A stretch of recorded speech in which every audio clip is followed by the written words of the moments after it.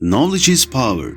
This famous phrase, attributed to English philosopher Francis Bacon, highlights a fundamental truth: having knowledge grants authority and dominance. But Bacon's philosophy goes even deeper. He suggests that knowledge, when applied strategically, is not just a burden of the mind, but a true source of power, one that can shape the destiny of individuals, societies, and even entire civilizations. And throughout history, there has been one constant in struggle for power: the art of knowing what your enemy is doing without them knowing that you know. This is a world of spying, a world of shadows where loyalty is fluid, deception is a weapon, and information has the power to start wars and empires and alter the course of history. From ancient cults and secret brotherhoods to modern intelligence agencies running global operations, spying has always been at the heart of human conflict. It's a game played in whispers, coded messages, and silent betrayals. But how did it all begin? Was spying always as we know it today, filled with secret codes, double agents, and hidden cameras, or was its origin something more raw, more visceral? To understand modern spy, we must first journey back in time, to a man whose name still inspires fear and admiration: Hasan Sabbah, the infamous Old Man of the Mountain. From his hidden fortress of Alamut, he created one of the most feared and enigmatic secret societies in history: the Assassins. Through psychological manipulation, intricate deception, and unwavering loyalty, Sabbah built an intelligence network that would reveal even the most sophisticated agencies of today.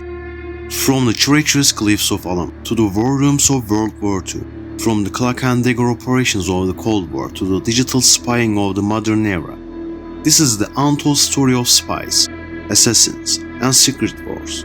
Along the way, we'll uncover tales of cunning, betrayal, and sacrifice, revealing how spying has shaped the fate of the nations for centuries. So let's begin. Where did it all started? With Hasan Sabbah and his legendary order of assassins. Our journey begins in the late 11th century, deep in the mountains of Persia, inside a fortress that would become legendary: Alamut. Hidden among the cliffs, this stronghold was more than just a castle. It was a heart of a secretive and fearsome organization. Within these walls, a man was orchestrating a revolution in warfare, not through brute force, but through intelligence, manipulation, and psychological warfare. But Hasan Sabbah wasn't just a leader. He was a visionary strategist, master of deception, and the architect of one of history's most notorious intelligence networks. His followers, known as the Hashashin, were not ordinary warriors. They were spies, infiltrators, and when necessary, assassins who carried out precision strikes against powerful figures.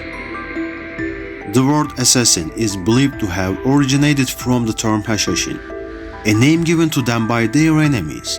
Their reputation spread across continents, even reaching accounts of famous travelers like Marco Polo, who described them as a terrifying secret society capable of toppling empires. One of the most captivating legends surrounding Hasan Sabbah comes from Marco Polo's writings. According to the tale, Sabbah recruited young men, drugged them with hashish, and transported them to a hidden paradise, a garden filled with flowing rivers, exotic fruits, and beautiful women. When they awoke, they were all told they had been granted a glimpse of heaven itself, and that their only way back was through absolute loyalty and obedience. In this way, the assassins were born, an elite force willing to die for their master. While the truth of this story is highly debated, what is undeniable is that the assassins operated with terrifying efficiency. They would infiltrate royal courts, land in the enemy circles, and at the perfect moment, strike with deadly precision. They were the original covert operatives, long before the days of MI6 or the CIA. The assassins weren't just fearless, they were masters of deception. Their training went far beyond sword fighting or combat. It focused on disguise, infiltration, and mind games. They could become servants, merchants, scholars, or even trusted advisors, embedding themselves deep within enemy territory. Unlike traditional warriors, they did not fight open battles. Instead, they used the power of fear and psychological manipulation to control their enemies. One of the most chilling tales of their influence involves a powerful sultan who dared to challenge Hasan Sabbah. Despite being surrounded by elite guards, the sultan awoke one morning to find a dagger placed on his pillow. Alongside it was a note: "You are within our reach." No army had stormed the castle, no battle had been fought. Still, the message was clear: nowhere was safe. Terrified, the sultan quickly sided truce with Hasan Sabbah, proving that sometimes fear was a far more effective weapon than the sharpest blade. This was the power of Hasan Sabbah, not through armies, but through fear, deception, and absolute control. Long before modern intelligence agencies, spying was already shaping the outcomes of war and power struggles. Around 500 BC, the legendary Chinese general Sun Tzu wrote The Art of War, a book that remains a strategic masterpiece even today. His stance on spying: all warfare is based on deception. Sun Tzu understood that victory wasn't just about having the strongest army. It was about outsmarting the enemy. He detailed how spies could shift in the balance of power by spreading false information, bribing enemy officials, and gathering intelligence from within enemy ranks. His teachings laid the foundation for spying tactics that are still in use thousands of years later. The mighty Roman Empire was built on conquest, but it was maintained through informational control. The Romans knew that knowledge was power, and their survival often depended on intelligence networks capable of uncovering assassination plots, military threats, and internal conspiracies before they could erupt into full-scale crises. At the heart of Rome's intelligence system were the frumentarii, a shadowy group that served as both secret police and informants. Disguised as grain collectors and tax officials, they gathered intelligence, rooted out traitors, and even spied on Roman generals suspected of disloyalty. No one, not even Rome's most powerful rulers, was beyond their watchful eyes. Their rule became so feared that Emperor Diocletian eventually disbanded them, fearing they had grown too powerful, a testament to just how influential spies had become in the empire's political machine. By the Middle Ages, spying had evolved into something far more secretive. The struggle for power between monarchs, the church, and warring factions gave rise to underground networks of spies, informants, and secret societies. One of the most mysterious of these groups was the Knight Templar. Originally formed as a military order during the Crusades, they amassed wealth, influence, and intelligence networks that made them both invaluable and dangerous. Their ability to move information across vast territories using coded messages and early cryptography gave them an edge in both warfare and diplomacy. Meanwhile, in the course of Europe, rulers began employing spy masters to maintain control over their kingdoms. They used everything from invisible ink and ciphers to hidden compartments in books to send messages without detection. Spying was no longer just a battlefield tactic. It had become a weapon of politics, religion, and survival. World War I marked the beginning of the modern intelligence warfare. For the first time, nations created dedicated spy agencies to intercept enemy communications, plant double agents, and manipulate information on a massive scale. One of the most infamous spies of the war was Mata Hari, an exotic dancer turned double agent. Using her charm and cunning, she seduced high-ranking officers, extracting military secrets while maintaining a life of luxury. But in the deadly world of covert operations, trust is a fragile thing. In 1917, she was arrested by the French, accused of working for Germany, and executed by firing squad. Her last words: "I'm ready." While individuals like Mata Hari captured the headlines, behind the scenes new forms of intelligence gathering were emerging. The war saw the birth of signals intelligence, the interception of enemy messages. Countries began developing radio surveillance and cryptographic techniques. laying the foundation for the intelligence agencies of the future. If World War I was the dawn of the modern intelligence work, World War II was its golden age. This was no longer just about trenchcoat-wearing spies slipping past enemy lines. It was about deception, cryptography, and psychological warfare on an unprecedented scale. At the heart of this intelligence war was Bletchley Park, where the brilliant Alan Turing and his team cracked the German Enigma code. This breakthrough allowed the Allies to intercept Nazi communications, changing the course of the war. Without Turing's genius, the war could have dragged on for years, costing millions more lives.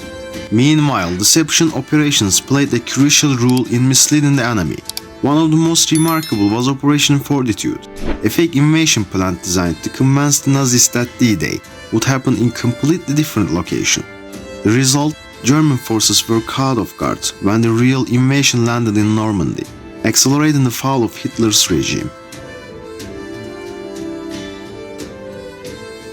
Intelligence work wasn't just about numbers and codes. It was also about courageous individuals willing to risk everything. From the French resistance fighters who smuggled secrets across the Nazi lines, to British double agents feeding the false information to enemy, spies became the unseen heroes of the war. The spy who almost became a minister. If there was ever a real-life James Bond, it was Ali Cohen. In the 1960s, Cohen infiltrated the highest ranks of the Syrian government, posing as a wealthy businessman. With his charming personality and sharp intellect, he befriended top military officials, throwing lavish parties and gaining access to Syria's most classified military secrets. But behind the extravagant lifestyle, Cohen was secretly transmitting intelligence back to Israel, providing information so valuable that it would later play a decisive role in Israel's victory during the Six-Day War. His deception was flawless until it was. In 1965, Syrian intelligence grew suspicious. They tracked his transmissions, uncovered his true identity, and sentenced him to death. Even in the face of death, he never bettered his mission. Cohen's story remains one of the boldest covert operations in modern history, a testament to the power of strategy, deception, and sacrifice. Spying today looks nothing like the days of daggers, disguises, and handwritten codes. The battlefield has moved to cyberspace, where wars are fought with hacking, artificial intelligence, and disinformation campaigns. Governments no longer just send agents in the enemy territory. They infiltrate networks, steal data, manipulate elections, and wage cyber attacks that can cripple entire nations. Think about the Stuxnet virus, a computer worm allegedly created by intelligence agencies to sabotage Iran's nuclear program. With a few lines of code, it crippled industrial machinery, setting Iran's nuclear ambitions back by years. No spies, no assassins, just a few carefully designed digital commands. But as technology advances, so do the risks. Who hold the power when artificial intelligence can predict threats before they happen? How much privacy do we really have in a world where everything is monitored? The next frontier of intelligence gathering isn't just about humans, it's about machines. AI is now being used to analyze global threats, track individuals in real time, and even predict terrorist attacks before they happen. Intelligence agencies are investing billions into machine learning, facial recognition, and predictive algorithms that could make human spies obsolete. But can AI truly replace human intuition? Intelligence work has always been about deception, emotion, and unpredictability, qualities that no machine can fully replicate. For now, human spies are still essential, but in the near future, the world of covert operations may never be the same. From the fortress of Hasan Sabbah to the cyber warfare of today, intelligence operations have shaped our world in ways most people never realize. But in an age of constant surveillance, digital spying, and artificial intelligence, one question remains: are we all just unwitting players in a global game of deception? Because in the world of shadows, those who truly hold power are the ones of you never suspect.